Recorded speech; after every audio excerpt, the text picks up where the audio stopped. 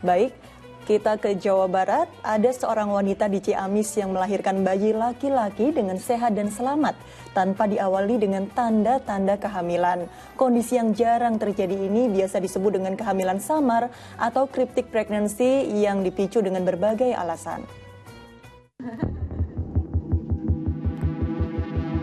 Inilah bayi laki-laki berbobot 2,6 kg yang dilahirkan oleh seorang wanita bernama Dedeh, warga desa Medanglayang, Panumbangan, Ciamis, Jawa Barat. Uniknya, kelahiran sang bayi tidak diawali dengan tanda-tanda kehamilan yang dalam istilah medis biasa disebut dengan kelahiran samar atau cryptic pregnancy. Sang ibu mengaku saat melahirkan anak ketiganya ini, dirinya hanya merasa sakit perut seperti hendak buang air besar. Namun saat di toilet, keluarlah sang bayi dengan panjang 45 cm tersebut. Jelang kelahiran bayi, Dedeh juga dalam kondisi masih menggunakan alat kontrasepsi IUD selama 2 tahun dan mengalami menstruasi normal. Sama sekali tidak merasakan kehamilan, tanda-tanda kehamilan tidak ya Teh? Kalau haid juga biasa. Udah punya berapa anak? 2 ya. 2. Itu ada yang sama nggak kondisinya? lemah, yang 2 mah lemah. Oh gitu ya. Ibunya ada keluhan ya. Peristiwa kelahiran yang mendadak ini juga membuat sang bidan desa kaget karena selama ini ia tidak pernah menangani kehamilan semacam ini. Saya juga jadi kaget gitu.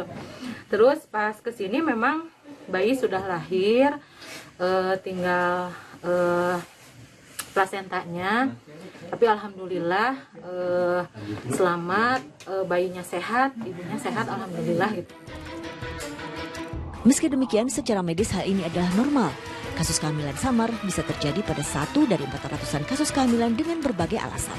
Penyebabnya bisa mungkin dari karena ada gangguan hormon ataupun siklus haid yang tidak teratur, dan juga biasanya terdapat juga gangguan mental atau gangguan jiwa. Kejadian ini memang sangat jarang sekali.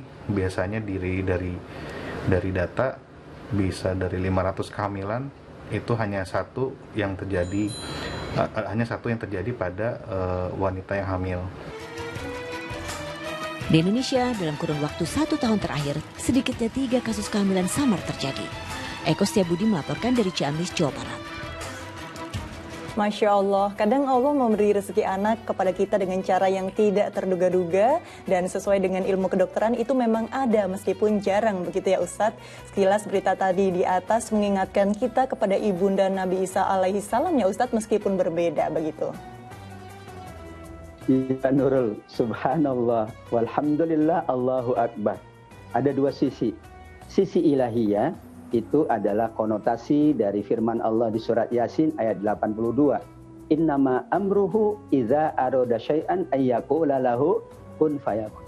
Kalau Allah menghendaki, maka terjadilah sesuai dengan kehendak Allah. Proses alamiah mungkin tidak terjadi pada seseorang, seperti ibu dan Nabi Isa, seperti tadi dan beberapa tadi dalam catatan medis. Dalam tahun 2020 ini ada 3 kelahiran yang disebut kelahiran samar. Dari tinjauan ilahiyah, ini adalah betul-betul menunjukkan kuasa Allah. Tapi secara ilmiah, tadi Dr. Chandra sudah menyampaikan bahwa ini merupakan hal yang terjadi bukan kemudian di luar dari sisi ilmiah. Ilmiahnya adalah benar, orang yang hamil itu kadang-kadang tidak merasakan kehamilan. Karenanya orang yang hamil, wanita hamil itu macam-macam. Ada yang sampai tidak bisa bangun dari tempat tidur, ada yang tidak bisa menghidup bau-bau yang tidak sedap, macam-macam. Begitu adalah proses ya yang bernama proses sunnatullah.